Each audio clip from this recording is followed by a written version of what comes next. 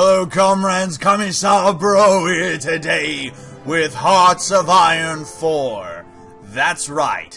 Here we go, we're gonna play, that's right. You got two scenarios starting out, as we can see here. We've got the Gathering Storm and the Blitzkrieg. Now I'm sure there'll be more as time goes on, but as it starts, that's all we've got. Now, you've got plenty of people you can play as, France, the United States, the UK, German Reich, Italy, Japan, Soviet Union, so on. You can even select a country if you don't feel like playing as one of the major powers. Needless to say, I'm going to be playing in this playthrough as Italy, that's right. Alright, so here we are, the nice new user interface. Let's do a little zooming around. It might be a little bit laggy, just because, my computer is getting a bit old at this point, but I hope it doesn't bother you guys too much. We'll just kind of look around and explain some basic things of how things work in this game. So here we go. We got cities like Bologna, we got Venice and Trieste, and so on. And here's our capital of Rome. Now, you probably see all sorts of stuff on the screens. Yeah, that's right. So let's try to explain everything in baby steps. We're going to start by just doing our tabs up here. So first, let's look at the tech tree. The tech tree is completely different this time. Well, it's similar. Before, you had research teams, and that's what you were limited to. Now, you just have research slots. And instead of teams, you get passive bonuses when you modify your government. But again, I'll show you that in a second. So let's take a look at what technologies we have. Basically, everything is divided by years. So like here we've got, just on the infantry this tab, we've got 1918, 1936, so on. As you can see, we have like support weapons, which provide bonuses. As we can see on our little tab here, we can scroll down, look at that, looks all nice and pretty. We're going to go ahead and research that, because that's actually pretty good. Let's take a look at some of the other tabs. We've got support battalion stuff that you would add on when you're creating your division. Yeah, as you can see, looks nice, looks nice. We've got armor, yes, my favorite, sweet, sexy tanks. And tanks are different pretty much for all the major factions. I don't know how different it is for the minor factions. But I know that pretty much all the major factions have like a different types of tanks and so on. It's pretty cool. So there we go. We got tanks. We've got artillery. And we've got land doctrine. Basically, the way land doctrine works, for those who've never played Hearts of Iron, is you choose one doctrine, and that's kind of what you spec into. Italy's already spec'd into the Grand Battle Plan doctrine, as you can see. So this is the one we would research. So if we continue looking, we've got naval, yeah, boats, nice sexy boats. Look at that, look at that, Regina Margherita class. That's right, you sexy little battleships. I love battleships. Naval doctrine, air. As you can see, again, we have unique planes all left and right. Looks great. Air doctrine, the same as land doctrine. Then we've got engineering, which gives bonuses towards research and also like your actual industry and the way production works in this game. Yeah, looks good. Atomic research. You have a certain amount of time that it's going to take. The further down the timeline you try to research something, like if you're too far behind, like say 1939, as you can see, it says on the little tab that pops with the tooltip, it's going to take 821 days, and because technology is 3 years ahead of time. So some technologies aren't even worth getting because the bonus you would get from researching them is minuscule. So it's better to spread your technology out and research all around rather than focusing on one tiny little thing. That's right. So this all looks pretty good to me. I'm going to go with, let's do armor. Let's get the P-75 heavy tank. That's right. Free civilian factories. Alright, so civilian factories they build things. That's all they do, is they build things. They can be used for trade, and they produce consumer goods. As you can see, 8 of our factories are producing consumer goods. So you don't make money in this game from consumer goods. There's no real money to be talked about in this game at all. So in this case, it's just resources like steel or so on and so forth, and we'll show you that in a second. But the important thing to note is that you have factories for construction, for consumer goods, and for traded goods. So we're going to go ahead and build some more factories. And we're going to build one here, we're going to build one here, we're going to build one here, and we're going to build one here. Alright, so that's 4 civilian factories that are going to get built. Once they complete, we will have additional factories to build more stuff or trade more stuff or whatnot. So other buildings that you have military factories, which is used purely to build your armies, like your troops, your tanks and equipment and so on and so forth. Now, there is a difference between civilian factories and military factories. However, you can convert civilian factories over to military factories or military factories over to civilian factories for a cost, as you can see here, which is convert. It's like 2,000 to 3,000. I don't know how much it is specifically, but you can do that. We're going to build one military factory up in South Tyrol and let that do what it do. Here we have Naval Dockyard. This is pretty much a factory for boats. That's right. Very simply put. It works the same way, functions the same way. It's just for boats. You've got a synthetic refinery which produces rubber and oil. You have to research this before you're allowed to build it, but it produces 5 oil and 2 rubber at the start. The better your technology gets, the more efficient it gets. You've got rocket sites, which allows you to, as you can see, use rockets, shoot rockets. Nuclear reactor it produces enriched uranium for use of nuclear weapons. Once again, pretty simple, straightforward stuff. Now, you have bases. You have naval bases, land forts, and coastal forts. It seems like airfields are pretty much like, there's plenty of airfields already placed, but if you need to build additional ones, right up here, as you see, you have airbase. You can plop it down wherever you feel necessary. You've got anti-air, you've got radar stations, and you got infrastructure. Now, all this stuff pretty much operates the same way as it did before. Anti-air is automatic, infrastructure is passive, and so on and so forth.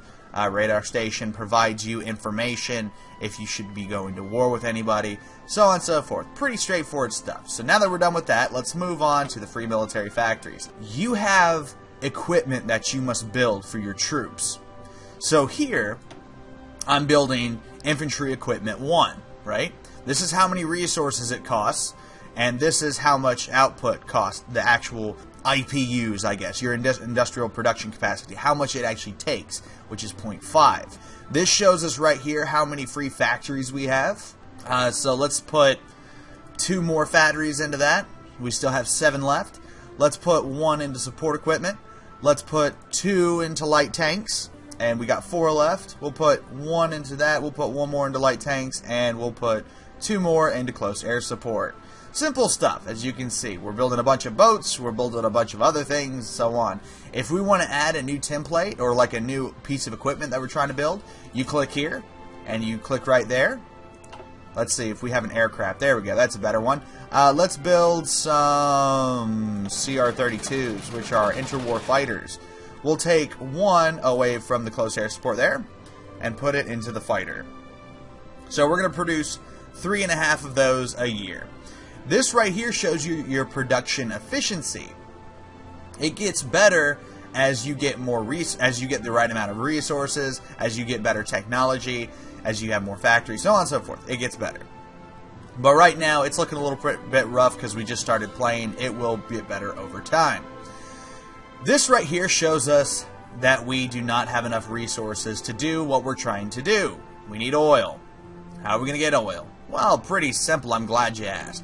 You click on this tab here. It takes you to the trade tab.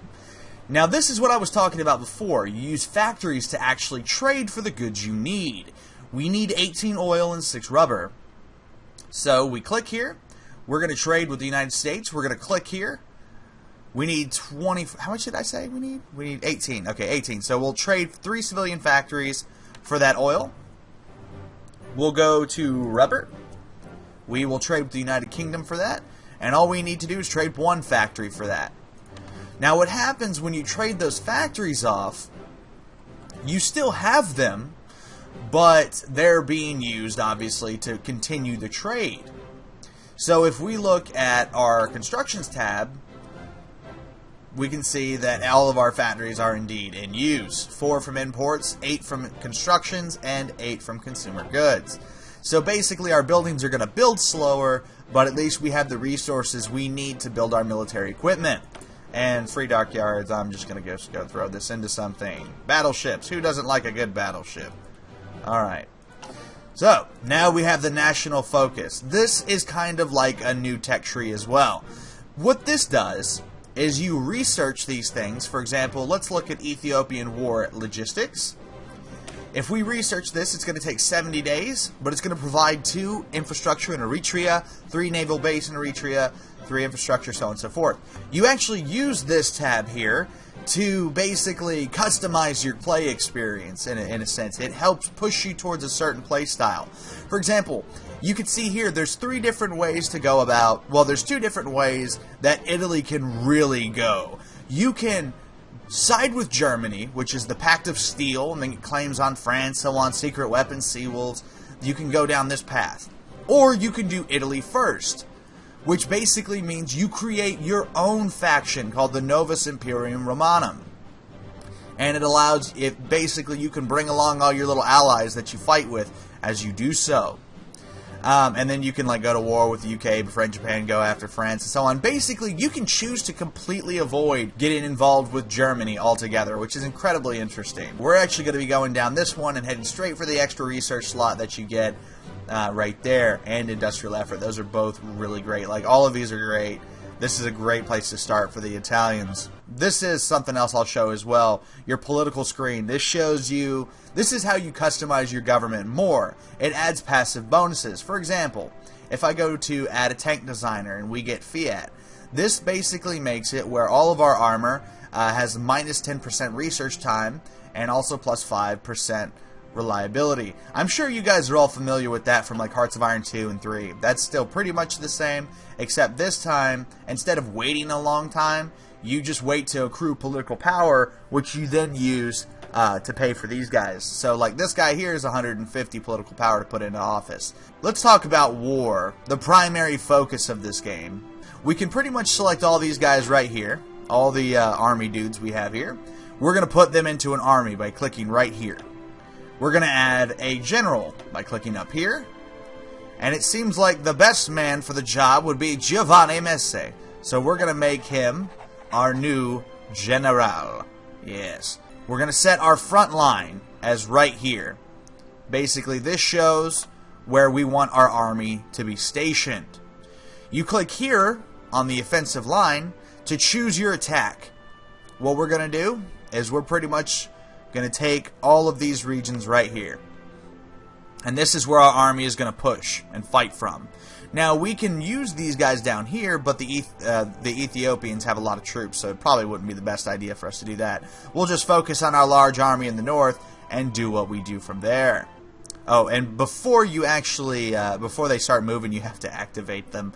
You click this little check here, but as you can see, my army is preparing, so I'm going to speed it up to ×5 and give them some time to prepare so that we get an additional bonus when we finally do charge them.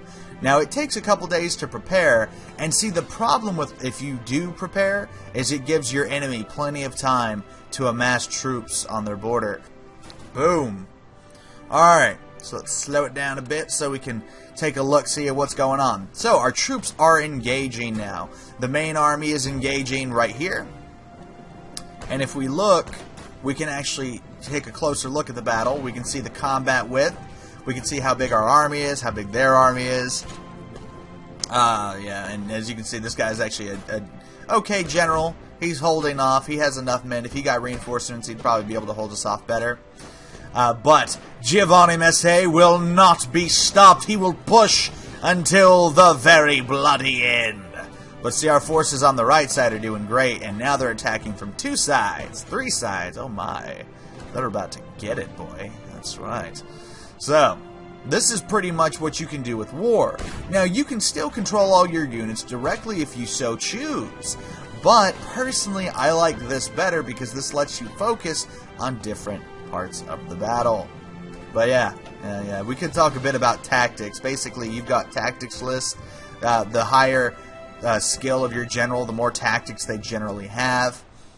And there's different phases of combat, but honestly, it's pretty self-explanatory. You can figure that out as you play it.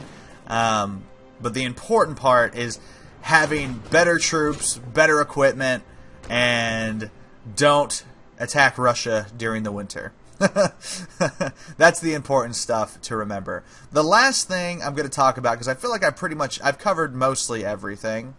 Oh, and I forgot about airplanes. So let's talk about airplanes. This is probably the most confusing thing. Basically, you have your airplane stationed on an airfield. For example, this would be my plane stationed in Eritrea. And I put them over here, which puts them into East Africa. Basically, they're going to be doing flying missions over East Africa. You have different missions for each type of plane. You've got, for example, this would be a fighter, so you've got air superiority, you've got interception. This being a tactical bomber, you've got close air support, strategic bombing, and port strike.